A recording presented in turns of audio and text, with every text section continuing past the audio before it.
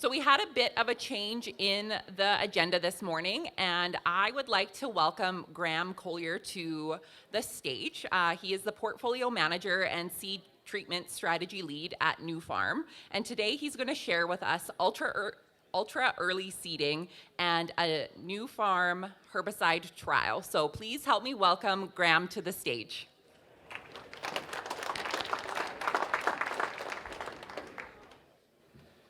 Thank you. Good morning, everybody. I hope everyone got some coffee and is ready to go. I'm going to do my best to pinch hit for Dr. Beres today.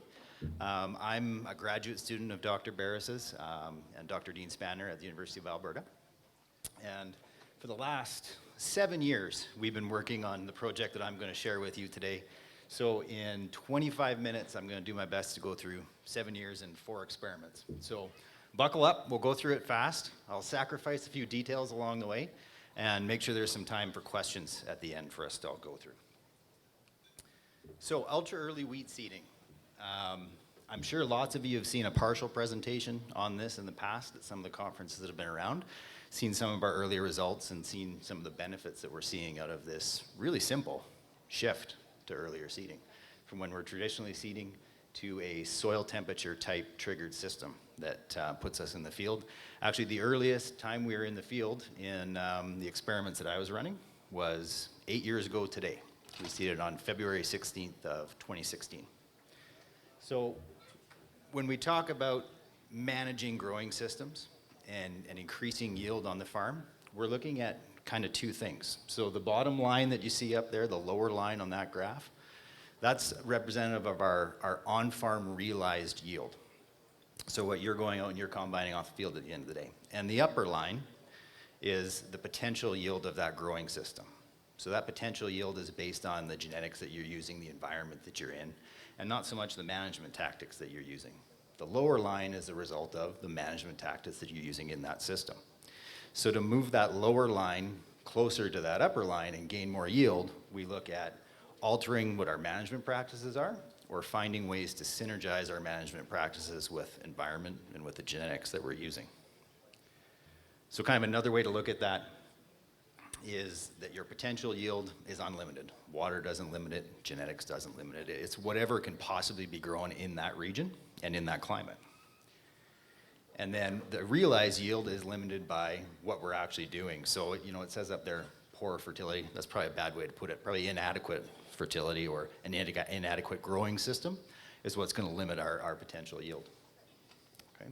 So the yield gap that we see in Western Canada isn't really too bad. If we're doing the best job that we can do, it's predicted that we can achieve about 70 to 80% of that potential yield. And that is globally. Anyone in the world is going to be able to manage their way to that 70 to 80% of a potential yield on your field.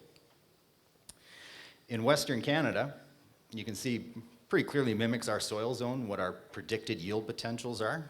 And that, for us, is saying that we have a potential yield of about 4 to 6.5 tons of wheat per hectare, which in reality is about 60 to 100 bushels per acre, is about our potential yield that's shown.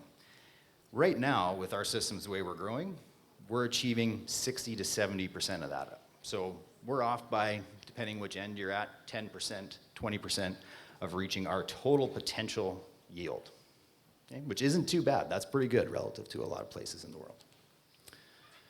So one of the ways that we try and move that line up and try and get closer to that potential yield is by understanding interactions between genetics. It's actually genotype, but I think genetics is a lot easier to understand in this setup. So genetics, environment, and management. Okay? And this was the basis of the development of this ultra early system, or this original idea. Dr. Beres was coming home from Montana. And it was early in the season, it was March, or maybe it was even February. And he was coming home and there was guys out seeding spring wheat. And then he crossed the border and we weren't seeding anything yet. And it's kind of like when you go the other way, you go down to Montana and you lentil fields all around you and continuous cropping, and you cross the border and then all of a sudden it's a wheat fallow. Right? And there's just some differences between what we do. So he took that idea, brought it back and thought, what would happen if we just seeded earlier? What effect would it have on genetics? What would we need to change? what effect would it have on our environment, what would change in the environment if we started seeding earlier as a management tactic. So as you start to think through all of these, whoops, there we go, all right. So if we change that seeding date in the green bubble, if we change that seeding date, what starts to happen to other things? So genetics. Do our genetics that we have now, can they work? Can they go in the ground at 0 degrees Celsius and survive? Don't really know. What about the wheat classes that we have? Would there be a difference? Would there be one variety that would work and 10 that wouldn't? So genetics will have a play in this, potentially. Your environment, what changes when you seed earlier with your environment? You have a chance to accumulate more growing degree days. You're going to be in the ground earlier, you're going to have a leaf out earlier, and you're going to start collecting that sunlight earlier. Moisture, obviously we have a lot of spring moisture, hopefully we have a lot of spring moisture. The earlier you go in, the more of that you can capture. And as our environment changes, we're predicting, or it's been predicted, that you're going to see more of the season's moisture come earlier in the year, and more of the season's moisture come in fewer, more severe precipitation events. Okay, so more moisture earlier, and more coming all at once, not nice and spread out throughout our growing season. So capturing early moisture, pretty important. Okay. Heat stress. So we think about canola a lot when we think of heat stress and flowers blasting off. But think about when your wheat is filling its head. It's hitting at the hottest time of the year. It's late July, it's early August. Heat stress is a huge limiter for our wheat yields in southern Alberta and southern Saskatchewan. If you're planting earlier, you should be starting to fill your heads earlier. So there's some potential there. And then finally, all the management changes that we'd have to go along with it. So we're going to throw it in the ground earlier, great, but what do we have to do to succeed if we throw it in the ground earlier? Do we have to put more seed in the ground? Do we have to treat it with a seed treatment? How do we manage weeds when we're in that situation? Diseases? What are some of the changes that we'll see? And of course, fertility, depth of seeding was one that we thought would be important. Turns out it wasn't so important, but we'll show you that in a minute. So that's where this project came from, was we want to seed earlier. What are all the things we have to manage along the way? But it also came from one other place, and I'm not really a betting guy, but when I started with this project, I would have bet that we wouldn't have seen much of a benefit out of throwing seed in the ground a whole bunch earlier until we started to have some more issues with our environment. So as temperatures start to rise and water becomes a little bit more limited, we'd maybe see a bigger benefit of seeding earlier for all those reasons I threw out. So this looks pretty complicated. It's not so bad. It's an ensemble of 30 climate prediction models, okay, and they're all put into one data point. And they took actual climate and actual yield data from 1981 to 2010, so over 30 years. And they said, okay, over those 30 years, here's what yield has done in these regions. So Lethbridge is right on there, and it's gone up about 1% a decade in those 30 years of actual time, okay? And then they flipped it. They took the exact same data, and they took the average temperature of every day and they increased it by 2 degrees. What happened in all those models? What showed up? And hey, Lethbridge is still pretty good. It's a change of like 1 degree, or 1% yield dropped per decade over those 30 years. You look at some of those other regions closer to the equator, they're getting to be pretty red points already. They have an issue. But in reality, a little bit of warmth doesn't hurt us too much. 4 degrees Celsius, now we're starting to see a little bit more of a yield drop. So the original benefit considered for this ultra-early system was really one of an avoidance strategy. If it's going to get warmer and hotter and drier in July and August, how can we fight that and keep our yield up? We can plant earlier. So the whole idea was built on a benefit coming to the system, coming to us from the system in 10 years, 15 years, 20 years, whatever the case may have been. So we started out with our first experiment, kind of a proof of concept of, is this going to work or are we just wasting time? And we looked at 3 cold-tolerant lines because we wanted to manage that genetic effect. So we thought, spring wheat's probably going to frost off and die, so we better do something that's going to work. So for ease of explanation, these cold-tolerant lines they're from Rob Graff's program in Lethbridge, and they're essentially winter wheats that we turned into spring wheats. So it's still a winter wheat line, it just has a spring growth habit now. So it's higher yield potential, and it's lower protein than some of our hard reds would be, for example, but they brought more cold tolerance with them. Or we thought they did, anyway. And then we had a check in there that was AC Stettler. So at the time, that was one of the really popular growing hard red wheat varieties. 13 locations spread out through Alberta and Saskatchewan, or 13 site years, I should say, spread out through Alberta and Saskatchewan. And we seeded based on soil temperature. So that's a key of this system. It's not a calendar date, it's soil temperature. If you seed on May 1st every year, you've never seeded at the same point within that growing season. Because spring started earlier, spring started later. You seeded on May 1st, there was always a different amount of growing degree days that had elapsed before you went and seeded. If you seed based on soil temperature, you're hitting the same point in that growing season, regardless of whether it was an early spring or a late spring or whatever the case may be. So if you seed based on 2 degrees and that tells you you're seeding March 1st instead of May 1st, you've got a month of extra growing degree days that you're able to catch with your system. And yeah, there's fewer growing degree days, but there's more benefit to it. Okay? So based on soil temperatures, we went at 0, 2, 4, 6, 8, and 10 degrees Celsius. So we went out and seeded each of those times. And there's their little rig. That's what I was calling out there earlier. This is February 16th, this day, 7 years ago. And they are out planting the 0 degree soil temperature. So the question I always get is, how do you do the soil temperature? How does that work? So that little soil probe in at 5 centimeter depth, so 2 inches depth. And you do it at the same time every day. So we always did it at 10 o'clock in the morning, which gave you kind of a baseline. And we used those temperatures as trigger temperatures. So the first time that you threw that in the ground at 10 a.m. and it showed 0 degrees Celsius, you went out and seeded. First time it showed 2 degrees, you went and seeded the next one. And that way you're not doing it at 3 o'clock in the afternoon and the sun's been beating down on the dirt all day and it's nice and warm in that top little tiny bit and cool down below. So that's the genesis of soil temperature. And how harsh was this? How bad was it?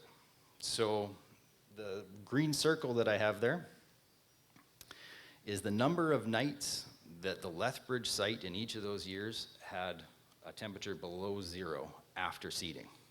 So in that year that we went and seeded on February 16th, there was 36 nights after planting where temperature dropped below 0 degrees Celsius. And then beside it, where there's not a circle there, you can see what the lowest air temperature was. So in that same year, it was minus 10.2 one of those nights after we had planted. And it all survived. And it all did awful darn well, which we'll throw in the next one. But I like to throw that up because we didn't just get lucky over these 4 years. This stuff went through the ringer and came out and survived. We haven't lost a crop yet. Can't say we never will, but we haven't lost a crop yet in now 8 years that this ultra early work has been going on. Okay. There we go. All right, so what does this mean from a yield perspective? If you look over on the far left, so yield is king for us, right? There's just at that 2 and 4 and 6 degrees Celsius temperatures, and even into the 8, you can see there's a peak in those yield numbers there. Okay. When you get to 10 degrees, which is level 6, down at the bottom of that one on the left, you're starting to see a fall off. Okay, it was significantly less. And there's a little bit of a fall off up top at 0 degrees, where it's just significantly less than waiting at 2. So we had a nice yield peak between 2 and 8 degrees Celsius soil temperatures for planting. It's probably quite a bit earlier than most of us are starting anyways. Lots of us would be in by 8 probably, but 2 is probably pretty early still. And then over on the right, this is something that surprised me, and it carried on throughout all the experiments that we did. If you look at the green dot on the right, there's a higher number of heads per meter squared with the earlier seeding dates, and I would have made the assumption that that was more tillering, so plants were putting out more heads because we had fewer plants that were surviving. That's not the case. If you look beside it, there's no difference in the number of heads per plant. And this held true when we did plant counts on everything. We had more plants surviving, going in at 0, 2, 4, and 6, than we did holding off and waiting, which is totally counterintuitive to what we thought we would see. But they were all coming out at about the same time. They were delayed coming out, usually 2 weeks before they came out of the ground. And they probably competed with each other a little bit less as they emerged and came through. Okay, if you think about coming out at 10 degrees, everyone's flying out of the ground. A half-day difference in your emergence from the plant beside you, you might get choked out by it. So we had a better plant stand, more heads per unit area, and higher yield with these ultra-early seeding treatments. Okay. So yield's great. Yield stability of a system like this is as important or more important. So this looks kind of complicated, but in reality, all it is, that bottom axis is your variability, okay? And the vertical axis on the left is your grain yield. So you break it up into those quadrants that are in there, and you want to have a data point for your system. The one that's working is in that top left quadrant where it's nice and green. That's saying that it's low variability, so it's consistent, and it's high yield. So it's consistent and it's returning a good yield. You don't want to be down in that red quadrant where it's highly variable and the yield isn't very good. And if you look at what's in that green quadrant, it's the second seeding date, which is 2 degrees Celsius. It's the third seeding date, which is 4 degrees Celsius soil temperatures. And don't worry too much about the varieties, but notice Stettler is circled in yellow there. Stettler yielded lower than the cold tolerant wheats that we had, but all those Stettler points are on the left side of the median bar for the most point. So they performed very consistently. They can't yield as much as the other varieties that are in there because they were hard reds, and those other varieties would be more like CPSs or soft whites, right? So they don't have the Stettler didn't have the yield potential, but it had the consistency. Okay, so from this we can check a box. Yeah, that conventional variety survived and did well in this early seeding treatment. Okay, so that was our first proof of concept. We could plant wheat into 0 degrees Celsius soil, and it could survive, and it could yield as well or better than waiting and planting it later. So then we started to look at how we could manipulate that system and improve the quality of it. So we looked at seeding rates, which is very, very key. There we go. Seeding rates. We looked at 2 cultivars in this one. These happen to both be cold tolerant, but we'll touch on cultivars in a minute. Looked at 2 seeding depths. We thought that might be important, how fast the wheat could come out of the ground or how it was protected from frost. And then we looked at 4 temperature triggers in this one, a little bit easier. 0 to 2.5, 5, 7.5, and 10 degree soil temperature timings. A couple things emerged really fast. So this is planting date on the left, or on the bottom, pardon me, from early to late, and then grain yield on the left-hand side. So that top bar and that bottom bar, they're both going down. It's exactly what we wanted to see after that proof of concept experiment. There's a yield penalty for delaying your seeding. Even from 2.5 to 5 degrees to 7.5 to 10 degrees, still pretty early, you're losing yield if you're not in earlier, okay? Regardless of seeding rate. And then the lower bar is 200 seeds per meter squared, and the top bar is 400 seeds per meter squared. For easy figuring, 20 plants per square foot and 40 plants per square foot. Okay? That higher seeding rate had a natural yield bump to it. So early and higher seeding rate, more yield. More important, early and higher seeding rate, more consistent yield. Okay, so if you look, this is split by the 2 varieties that we tested in this experiment, but in both cases, those green circles in that quadrant that you want to be in, 400 seeds per meter squared, and the earlier seeding treatments are what are in those best quadrants all the time.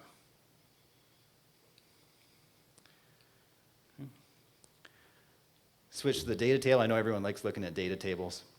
There's your yield difference up in that green circle in the top left, just based on seeding date. Okay? Going from the early treatment, the 2.5, 5, and 7.5, there's no significant difference between those 2, or between those 3.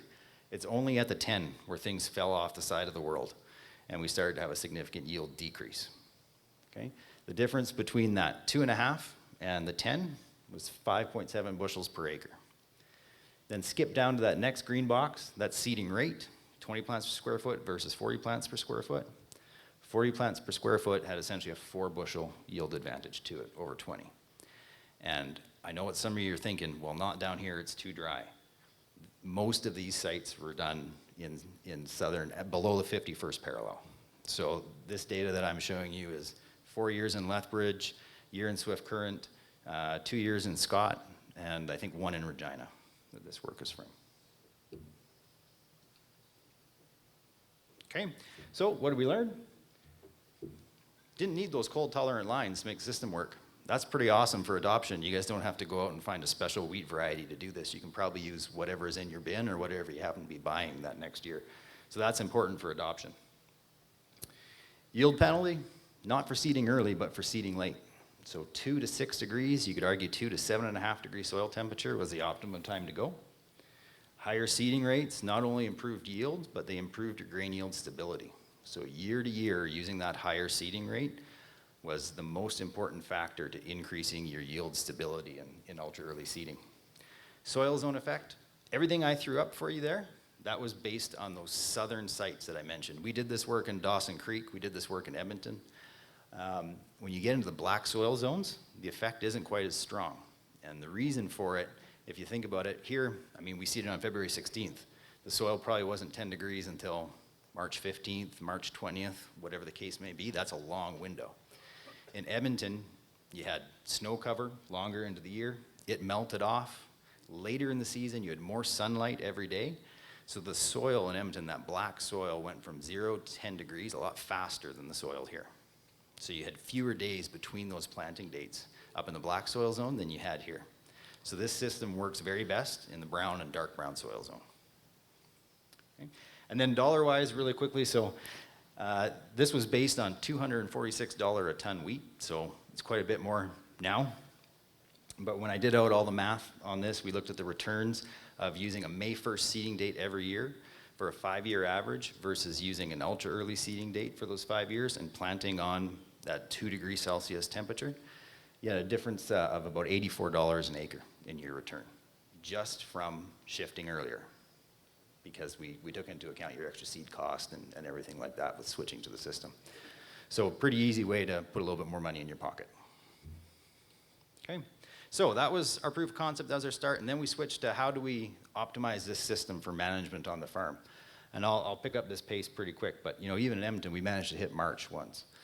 Got snowed on a whole bunch and saturated and frozen, but it was there and it survived.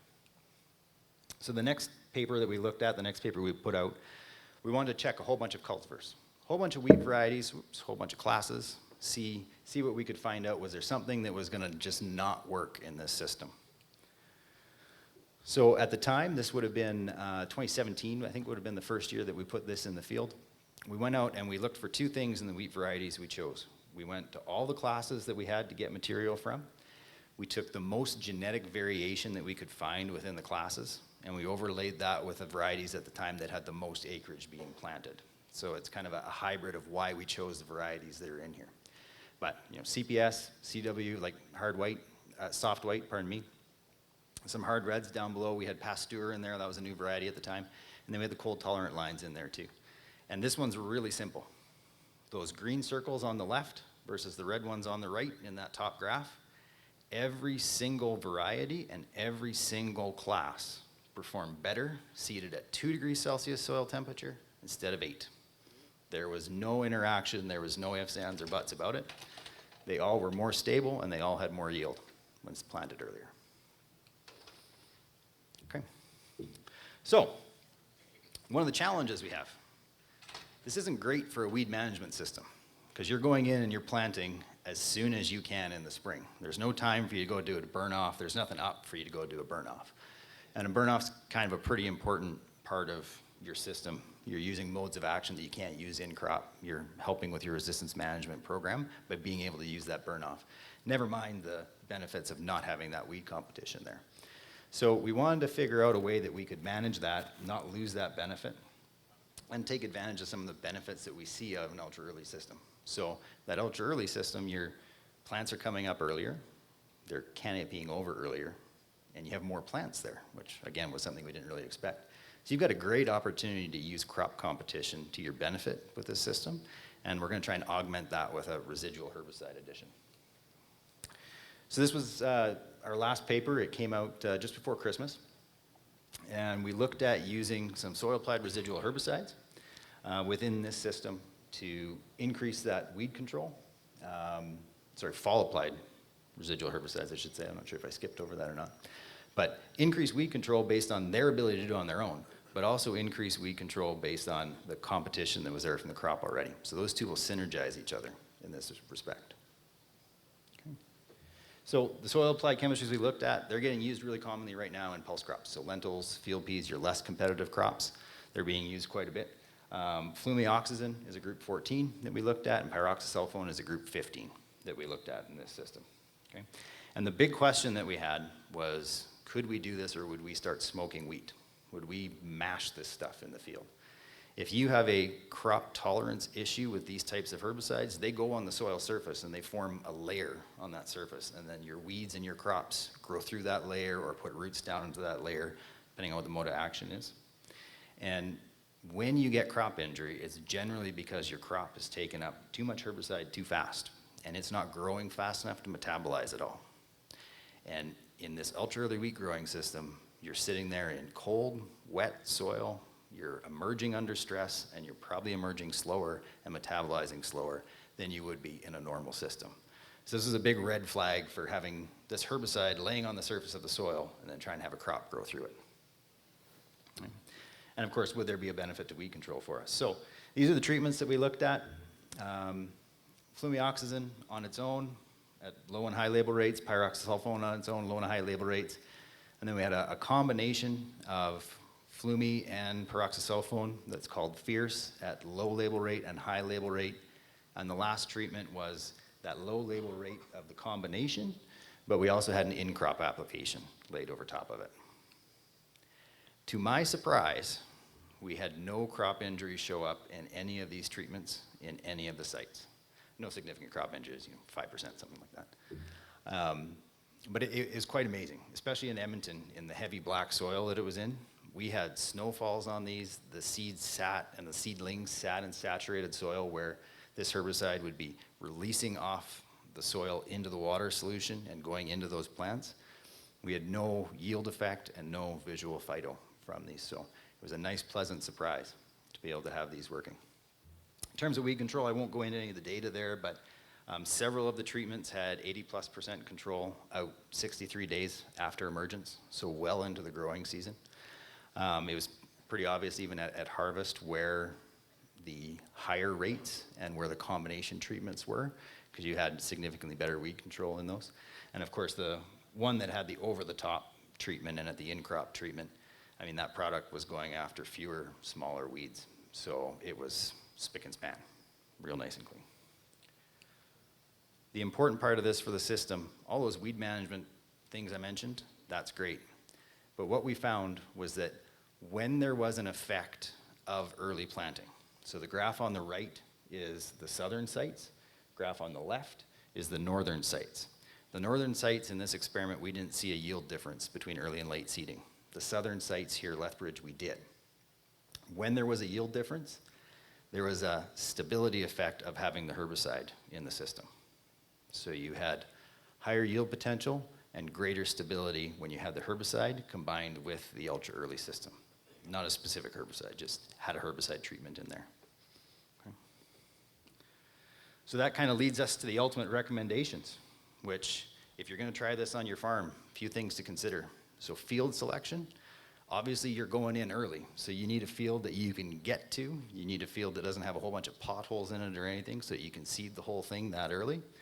Something that's not going to have a bunch of snow drifts in it for you to go to. You'll see a picture in a few minutes of what that looks like.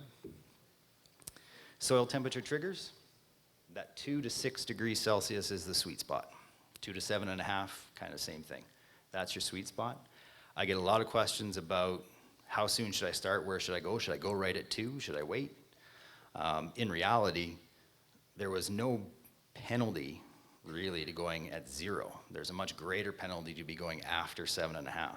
So if you have a lot of wheat to put in the ground, you might as well hit her at 0 and start going and try and get as much in the ground as you can before that 7.5 arrives. And there starts to be a real yield penalty there. Planting rate and depth. Outside of seeding date, planting rate was the most important thing we looked at in the study. It had the biggest effect. So strongly consider, you maybe don't have to get all the way to 40 plants per square foot, but if you're going to do this, whatever you're doing for your seeding rate, consider bumping it up. It's going to increase your stability of the system. Seeding depth, I didn't really touch on it. It had no significant effect. The only thing I can say about seeding depth is that the 1 inch, the 2.5 centimeters, it did increase stability a little bit of the early treatments. Not significantly, but just a little bit. And you could see it was out of the ground earlier than the 5 centimeter treatments, which got it up and going. Variety selection, hey, nice and easy. Hexaploid spring wheats. Based on what we did, we feel comfortable making that recommendation. If you're gonna grow a hexaploid traditional spring wheat for us, you should be in good shape from this cold tolerance perspective. We didn't have a lag there, we didn't have any issues. And I know everyone wants to ask about durum. I'll mention that right quick in a couple slides here too. And finally, crop protection. So the soil applied residual fall herbicides, that seems to work pretty good in the system. Doesn't mean you have to have it, but there's a weed benefit and there was a stability benefit when we saw a yield difference. The one that I would say you do have to have, we didn't even test it in this, we just assumed we had to have it, was a seed treatment. In this one, we used a fungicide-only seed treatment on everything and every site. Realistically, you're putting that wheat into cold ground, wet ground, and it will sit there for 2 weeks before germinating if it's cold. So, didn't even think it was worth the risk of not having one in and confounding everything. We used one. Okay? So if we go back to our talk about G by E by M, those are the G and the M that we're trying to manipulate in this system to change the environment that we're going into and pull some benefits out of the environment. Benefits that we see, grain yield stability, both going up. The reason they're going up is our ability to capture early season growing degree days, capture early season moisture, and increase our competition with weeds in that setup from that earlier canopy closure and earlier transition to greater vegetative growth. So with this system, you have more leaf area out earlier in the year.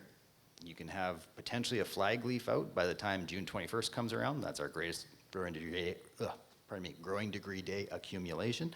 That's where you want to have your most vegetation out to get the most photosynthetic capability. Never mind the fact that you're going to get a head out earlier and you're going to start filling that head earlier, hopefully doing that in a cooler condition, so it'll carry on for longer. Other ones just really call out quick, maybe not quite so important, but when you shift early, you're changing that pest system in your field too. So there's some pests that only emerge based on an accumulation of growing degree days.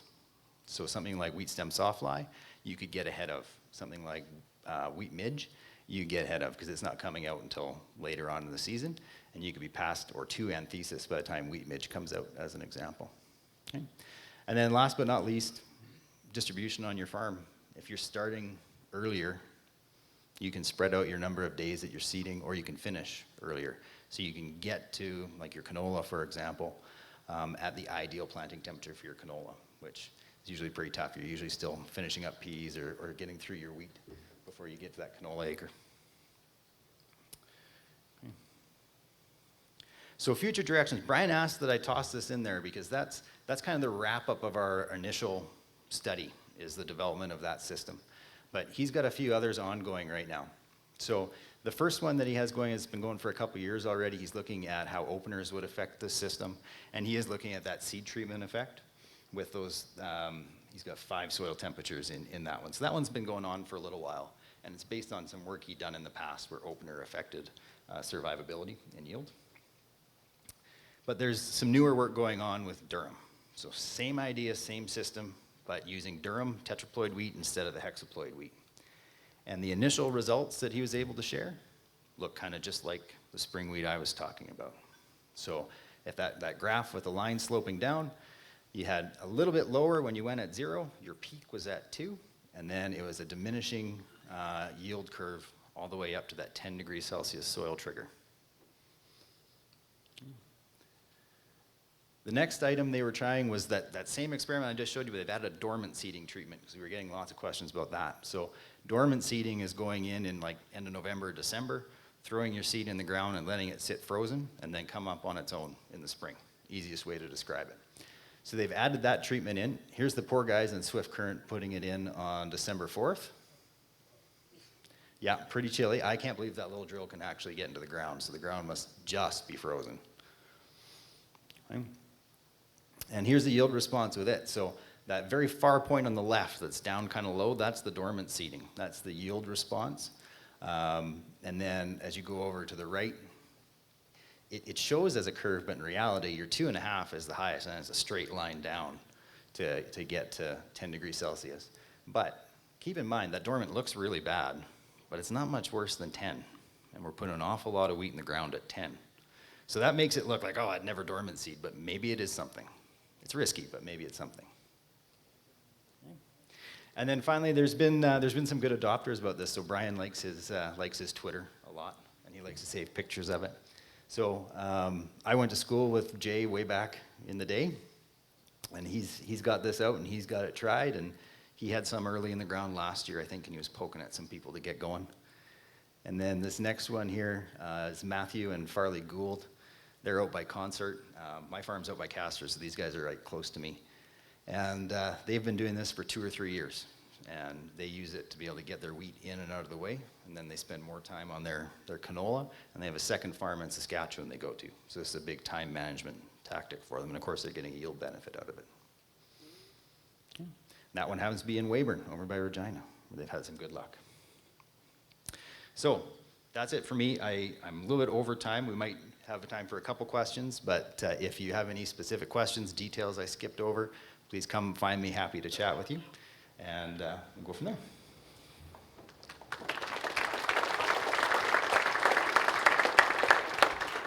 To ask Graham any of the questions that you had for him. Thanks for coming back up. Thank you. Yeah, I don't know who made Jamie mad that you guys have to get me twice, but you're in trouble now, so.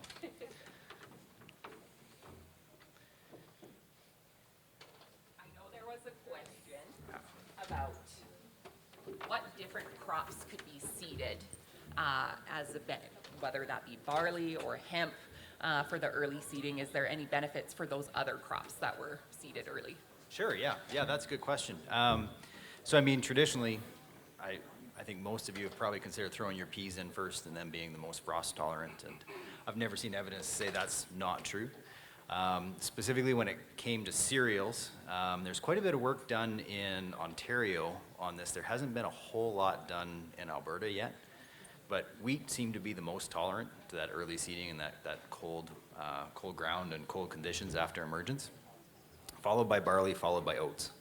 So oats, there was a pretty good yield drag when they went in quite early like that. That's about the best data I've come across. I think we'll add durum to the list. I guess we should keep it separate from wheat, but durum looks to be just as tolerant as our traditional spring wheat so far. So there is definitely differences. I would not recommend going out and throwing oats in, and I probably wouldn't recommend at this point going out and throwing barley in super early, unless it's just a little bit to have a look and see what happens. But wheat looks good, looks tolerant.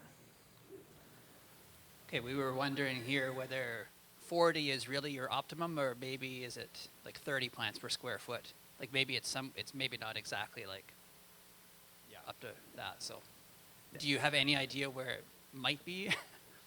Where optimum is exactly? Yeah, so you don't have to go right up to the 40 plants per square foot at that really, really high seeding rate. Yeah. So if you look at a seeding rate response, it's always like a dose response, and especially when you add economics into it, right? Your yield increase is going to go like this with your increasing seeding rate. It's going to go like this until it reaches tipping point and then comes down, right? And is 40 the perfect number? I can't say that. 40 is the number that we looked at relative to 200 to 20, which was the lower level. So did we pass it, and were we on the way down, or are we still on the way up? I think we were still on the way up. I've done work in the past up to 600, so 60 plants, and even then it was still on the way up. On the economic side, it wasn't still on the way up. It was that curve was starting to come down, and the 60 plants per square foot, your seed cost was starting to be too high to make your yield return worthwhile. But I do think at the 40, we're on the way up still. Doesn't mean you have to be there though, right? You can still have success. Everything I said about the 40, there was still good stability at the 20. It's just better at 40. Yeah.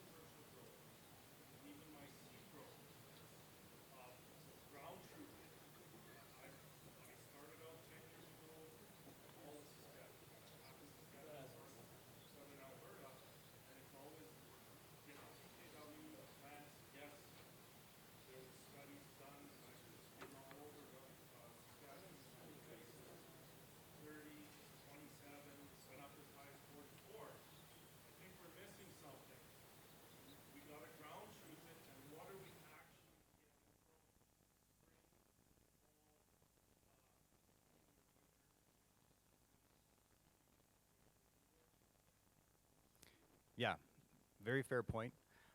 So those seeding rates, 200 and 400, those were based on, doing our 1,000 kernel weights and doing our germinations, and that was viable seed that went in. Was the 200 and 400 viable seed? Viable But- seed, but what actually happened? Right, so obviously, 400 seeds go in, 400 plants didn't come back. If we can go backwards here, find one. I might have to get close to this to see.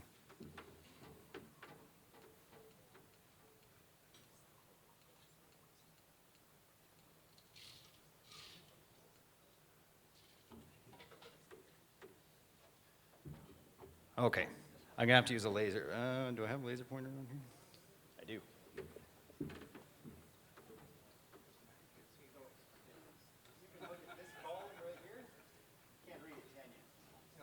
Okay. So that's, oh, perfect. All right. So this column is our actual plants that survived. Now that's per meter of row, so it's not per square meter, okay? But we use that determination to break down the amount of plants that are actually surviving based on it. So there was a count done there, and that count was used to then calculate, I can't believe this isn't screaming, actually, let me close that. Used to calculate heads per plant and the number of heads on a separate count. Okay, so we did go back and count just how many plants were actually showing up. And if you go down to the 200 and 400, 166 versus 237 at the 400.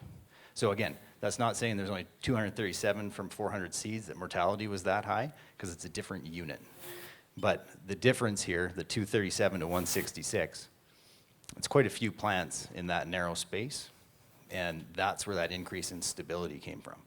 So every year you're going to have a different amount of mortality. You're going to have a different number that survive from the 400 or from the 200. But it's having enough that you have a buffer in there in either system and in a conventional system that you're still going to be approaching or near your optimum plant population. Because if you have too much, they'll start to die off on your own. Your competition, wheat plant to wheat plant, gets too high and you'll choke yourself out, obviously, right? So there is a happy medium and it will adjust itself to it over time.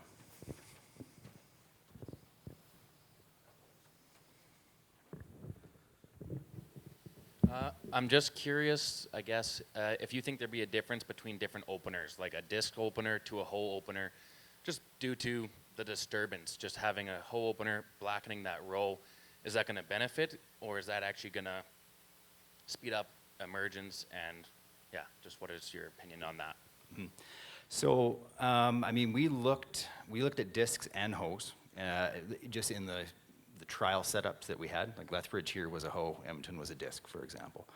I can't say we analyzed down to that level, but Brian has a study going right now that's looking at two separate openers. If I fast forward all the way back through this now.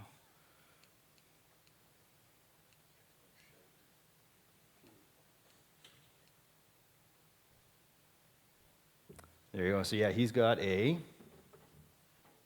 knife and a disc going there. He doesn't really have a hoe. But he has done some work in the past where they have seen fairly significant yield differences just from opener type. Would it translate into an ultra early system?